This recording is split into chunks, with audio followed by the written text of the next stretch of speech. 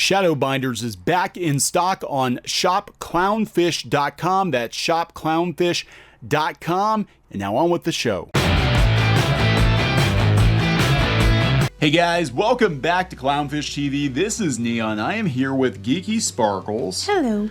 And what the hell is going on with the Pokemon cards? Oh, you mean because people are fighting over them and the prices are ridiculous? Prices are going up. Yeah, you know, it's weird. I was talking the other day to somebody who had written us and asked about comic book prices. Vintage comic book prices are also going up. Vintage video game prices are also going up. And my takeaway from all of this is that people want the old stuff. Mm-hmm. I think they're looking for old stuff, not just for nostalgia, but because the old stuff was frankly better than a lot of what we're getting now. Mm-hmm. I don't know. We're going to talk about that because it was trending today on Twitter that Pokemon cards were going through the roof.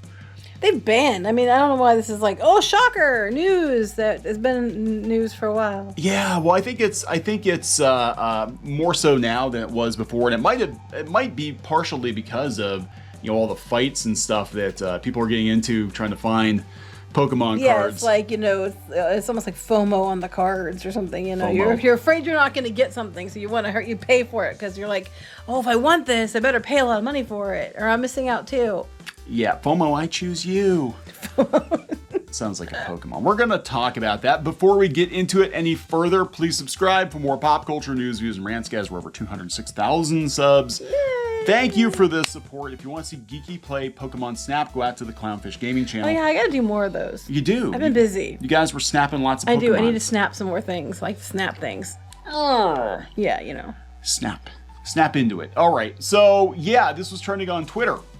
That Pokemon cards are going through the roof. There's a whole thread on it here from the Walrus. I don't even know what that is, but it's got a blue check, so it must be important.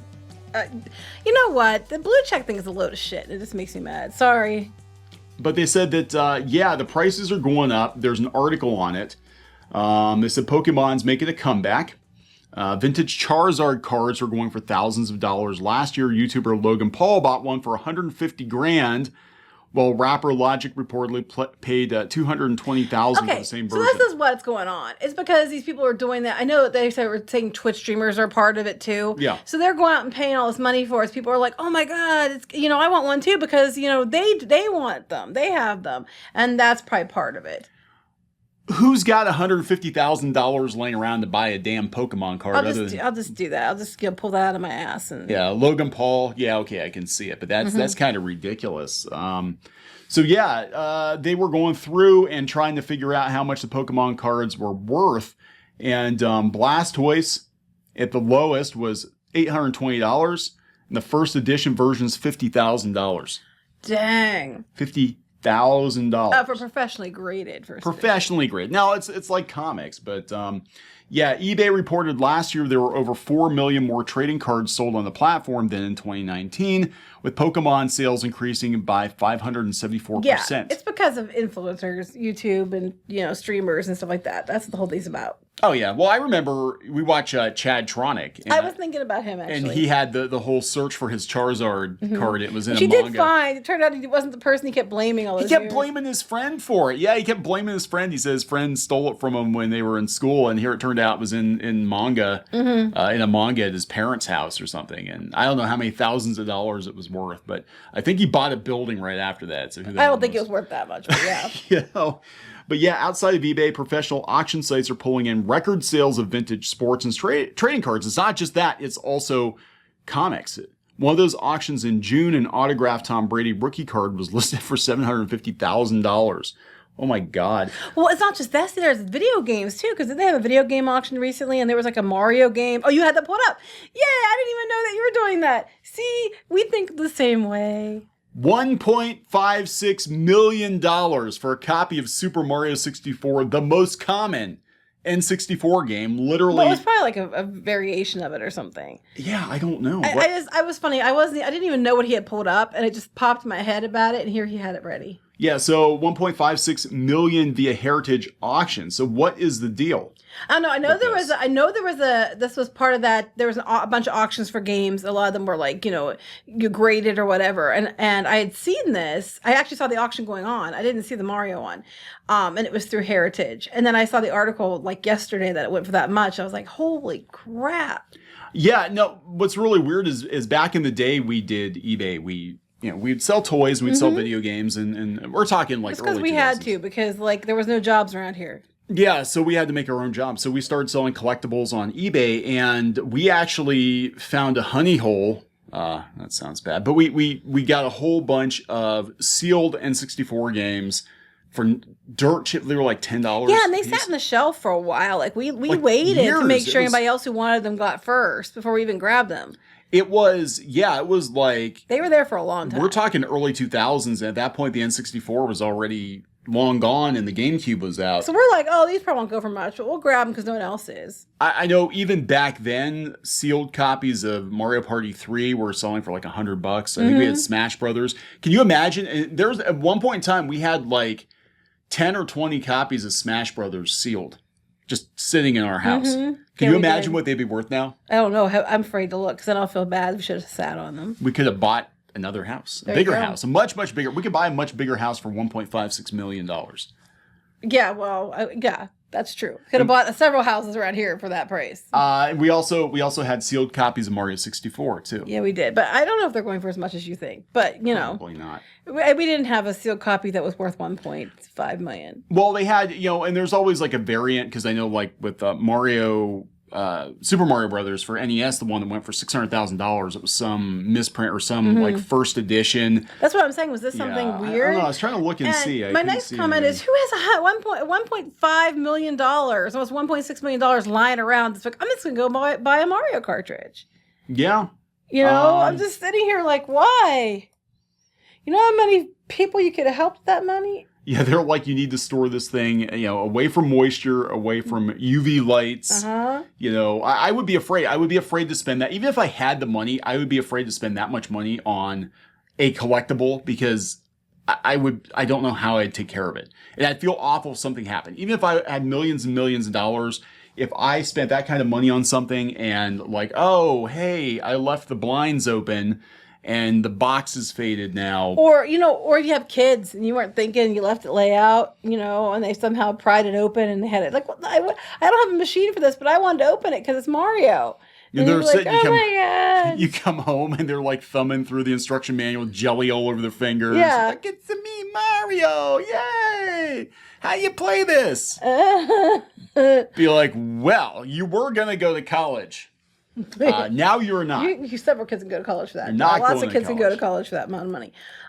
If you're spending that much on a video game cartridge, I don't think your kids have to worry about college. Anyway, so this is what's been going on is, we're seeing this huge uptick in the prices on, comic books and video games and, Pokemon cards. To the place that we're having these grown-ass men duking it out at Walmart, and they have to put restrictions at Walmart and Target and everything else for Pokemon cards. Well, here, this guy, Zach Browning, is an expert in Pokemon cards. Apparently, his collection is worth between $3 and $5 million. Yeah, that's all that. It's probably was worth a couple $100,000 like last year, and now it's $3 to $5 million. When he left college, he said, when I left college, I started making a little bit of money, and I wanted to spend some of it on what I enjoyed as a kid. So I went and bought some Pokemon cards and started building sets. This is kind of like our generation did with like Star Wars figures and He-Man figures, and because I remember early 2000s again selling toys like vintage Masters of the Universe figures, vintage Star Wars. They were we go around and buy them up from people and then we flip them. Now they just do remakes, endless remakes. So all those aren't worth anything. No. And I bet those like My Little Ponies that we had like they were like pristine. Oh yeah. We had, what was it, Mimic and Munchie, and they're probably going for a lot more now. I think Mimic was the green pony with a parrot, and she was worth a ton of money. Then I'm sure she's worth a lot more now, but because they didn't do a re-release of her, but they have killed the market somewhat with all the re-releases and reissues. So I don't know how that's gonna, if they start reissuing this stuff, it's probably gonna do the same thing. But yeah, so I mean, it could just be a spike that this is happening, but I mean, again, we're seeing people look. Cards are taking off. Tabletop games are taking off. Comics, Not so much, but not the new stuff. Not the new stuff. Manga's taking off, but what is picking up is the comic book collectible market.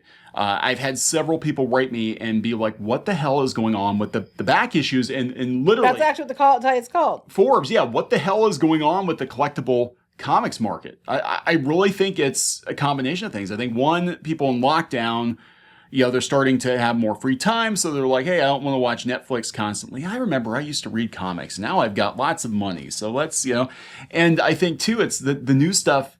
Frankly, most of it isn't worth the paper it's printed on. So if you're going to invest in comic books, you're going to buy the old stuff. Yeah, and you're not going to probably read those, though. Because that's going to ruin them. But you can buy, whole collections of comics online for, digital versions for dirt cheap. Yeah, so Heritage Auctions in June demolished records and shattered expectations with a $22.4 million haul from its recent sale of high-grade collectible comics, surpassing its recent high watermark of $16.5 million in April. It's going up and up. Well, I watch Heritage Auctions, actually. I get emails from them all the time. Well, there was that tweet floating around that people were pissed off about. The one comic shop said that they reserve the right to adjust the prices daily, basically. Yeah, but I think that's, that's fair. I do. Other people are mad about it, but if it's an old issue and they have it, then I don't see why they can't. Yeah, I mean, if they stuck put a sticker on it 5 years ago and it's been sitting in the bin, I don't know. I know the comic shops I used to go to, their back issues, they would go through all the time and mark them accordingly to whatever. Right, that's why I don't think, to me, it's more surprising that people were surprised by that. Yeah, I would say the more valuable stuff, personally, I would pull, and that would be, something for eBay or something. Yeah, it's they're supposed to be selling it at, sticker, label price because this isn't a new printing. If they have a comic book that was worth $30 a year ago and now it's worth $3,000, why the hell would they still sell it for $30 when it's not a new print? They're not needing to sell it at retail.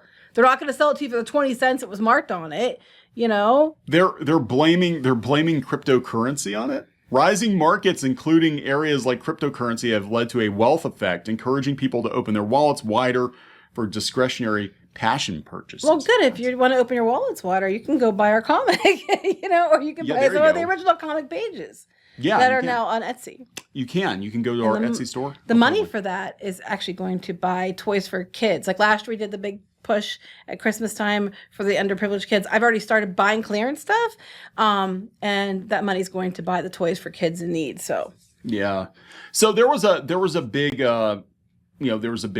pop in the comics market in the 90s because we had speculators coming in and buying tens of thousands of copies of new characters, thinking, this Spawn #1 is going to be worth as much as this Spider-Man #1. When you said pop in the 90s, I thought you were going to say Beanie Babies.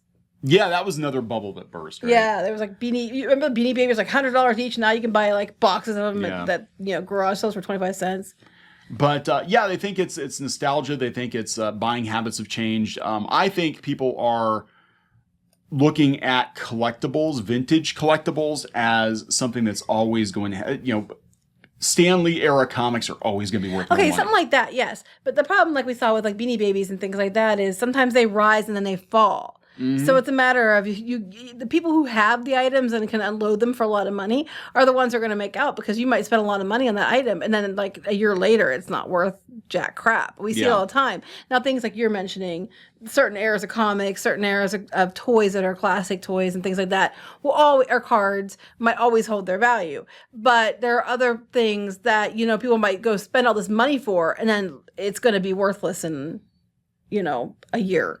Yeah, I don't think it's going to be like investing in gold or anything. Because there are people that overspent on comics in the 90s and then they wind up getting burnt. Now, it's weird.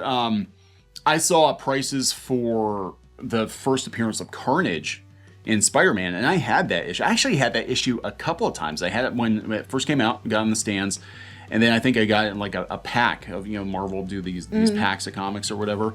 And I never thought much of it because back then it was kind of like the lead era of comics where a lot of the 90s stuff really wasn't worth that much because they printed so much of it. But apparently the first appearance of Carnage is going for big bucks now. Darn. Yeah. You had two. I had two of them, yeah. Yeah, I did. I didn't think much of it. I was just like, yeah, whatever. Yeah. He's okay. He's just like Venom. He's just red. Is it because of the movie? The movie coming out, yeah. And that's a lot of it, too. A lot of people are buying these comics thinking, oh, eventually they're going to get made into a movie and the comic's going to be worth a lot of money. And sometimes it is and sometimes it isn't. It's really, see, to me, that's like a crapshoot. You know, like I buy like the She-Ra toys because I personally like them. But I know that doesn't mean that they're going to hold their value. Like they might be worth a lot more money. They might not. So it comes down to, is it something that you want because you like it? And then it doesn't matter to you about the value, or is it if you're looking for just value alone? I wouldn't trust that long term. Yeah. Yeah, I wouldn't either. I'd be like, yeah, I'd rather put my money on like, but I don't know. Unless it's something like really important, like Spider-Man 1, first Spider-Man something appearance, like that, yeah. Which isn't Spider number 1, but you know what I mean. Amazing Fantasy 15, yes. which is I knew it wasn't Spider-Man number 1. untouchably expensive. I'm just saying the first appearance of Spider-Man, or one of the other characters' first appearance that are like, always worth lots of money. Yeah. I'm not talking about that, but... yeah, I don't think the first appearance of Gwenpool is going to be worth as much as first appearance Who of Spider-Man. Who knows? Who knows? All right, we got to wrap this one up. Yes. Okay, so please subscribe for more pop culture news, views, and rants, guys. We'll talk to you later. Bye.